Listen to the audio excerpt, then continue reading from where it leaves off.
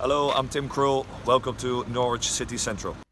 Hello everybody, Lewis, Norwich City Central. Hope you're all doing well. The international break is over and thank goodness for that. You just want to be watching Norwich City play week in, week out, and gutted with that one. Absolutely gutted when Preston scored at the end with pretty much the last kick of the game. My heart sank. Norwich didn't deserve that. They were the better team, and throughout the whole week everything's kind of gone against them. Daniel Farke has had some pretty strong words to say about the EFL and how they didn't move this game to a Saturday with 8 players playing on international duty.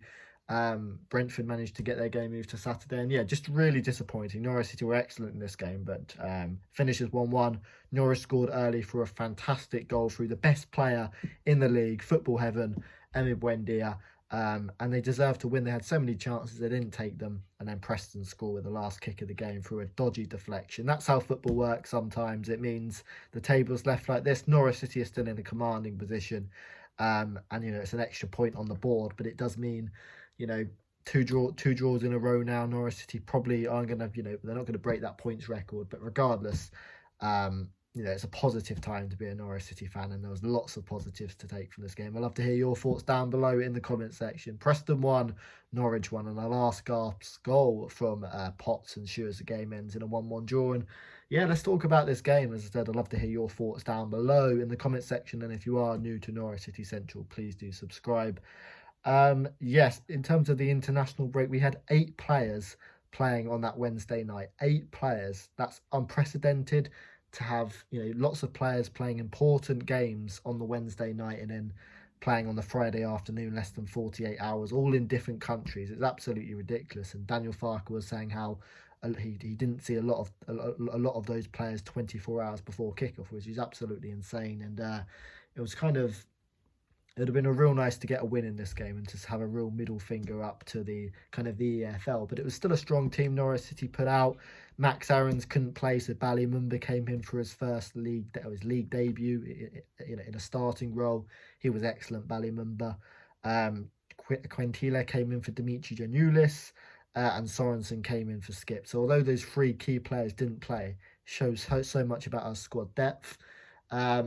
In terms of players who did play on that Wednesday night, Grant Hanley played, Kenny McLean started as well, and Kenny McLean and Grant Hanley were playing for Scotland just 48 hours earlier, so it shows great fitness levels from them. Todd Cantwell and Teemu Pukki also played. They played a little bit on that Wednesday night. So overall, a lot of the Norwich City players were probably fatigued, and a lot of them just simply couldn't start because Daniel Farke didn't have any prep time with them. A lot of these players didn't play 48 hours.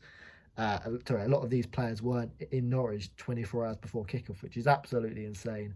But looking at the game, it was a very even first 15 minutes, and I want to speak about Andrew Omobamidele, I think the name is. If I got it right, that's good on me. If I got it wrong, you guys can laugh at my pronunciation at the expense of me. I think it's Andrew Omobamidele, and what a performance from him. And I'm probably going to be saying that name a lot more over the years to come. A brilliant performance. Of course, we had disappointing news with Ben Gibson's season-ending injury, and Christoph Zimmermann as well. Very sad to see that he sustained an injury, and he's also going to be out for the season. So it leaves Norwich City in a sticky situation with only having Grant Hanley available. You could play Sorensen there, you could play Tetty there, I would say no to that, or you could bring in the 18-year-old Andrew Omobamidele. And what a performance it was from him. His league debut, and he was absolutely brilliant.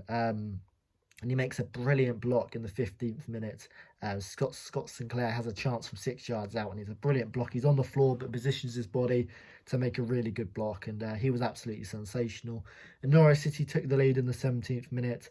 A really nice goal from BUENDIA, absolutely brilliant. Pukki has a shot from 25 yards out. It's blocked, and it falls to BUENDIA. It looks like he's going to shoot on his right, feints, cuts inside, and a beautiful strike on his left foot into the bottom hand corner.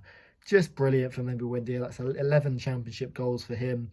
He's got the most assists in the league. He's created the most chances. He is the best player in the championship. I'm sure they give it to Ivan Toney, but absolutely ridiculous from BUENDIA. And it's just beautiful the way he sits the Preston player on his arse, and then from 20 yards out, a brilliant left-footed strike. And the story of this game, the reason why we didn't win it, is probably Teemu Pukki, and probably his fault. Teemu Pukki's been, a fantastic player for us. He's hit a purple patch But this was probably just one game too many. And, if this game was a couple of weeks before when Pukki was in brilliant form, I think we'd have won this game 3-4-0.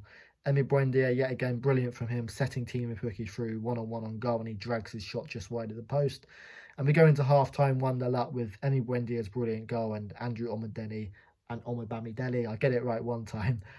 Probably the man of the match in that first half. And Norwich City in the second half continued to play some brilliant football.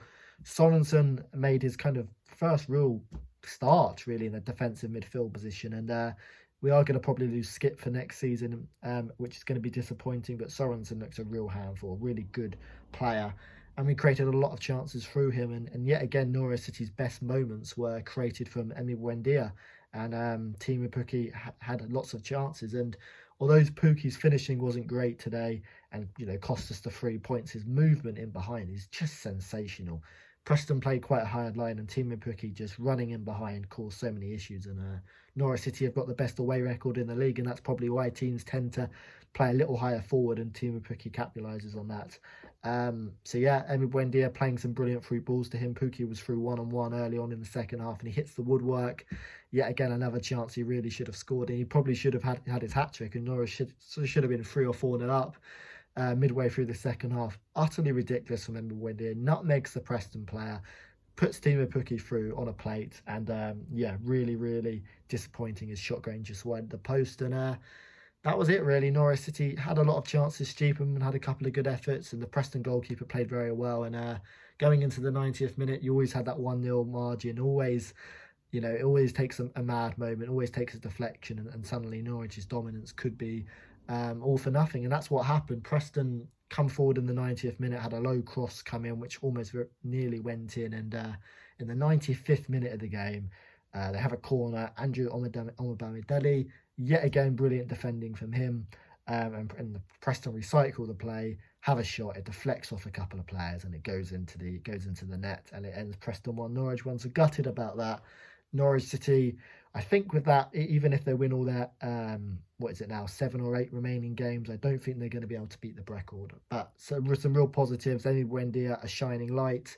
Some really, really promising performances from the youngsters. Ballymember was brilliant, and Andrew Omobamidele was probably my man of the match. The amount of clearances he made, blocks he made was brilliant. So disappointing, and it was a real kind of disappointing not to get the win. You really put your middle finger up to the EFL. But Norwich City are going to play Tuesday night against Huddersfield, and it's going to be a good opportunity for Norwich City to get back to winning ways, and I'm sure they will be able to. Lots of positives to take, but really Pukki's poor finishing probably cost Norwich City the game, and it ends 1-1. Regardless of that, Norwich City, you feel, are so close now to winning the title. Realistically, they probably only need 1 win out of the next 7 to get promotion. It won't be mathematically secure, but with Brentford and Swansea so far behind us, I think they're 13, 14 points behind us. It's, it realistically means if they continue that 2 points per game average, that Norwich City are only going to need 1 win out of their next 7, which I'm sure they will do. Disappointing. Preston 1, Norwich 1. A brilliant Buendia goal, but unfortunately they don't go on and win the game. Love to hear your thoughts down below in the comment section, and if you are new to Norwich City Central, please do consider hitting the subscribe button. Thanks for watching, and I'll see you later.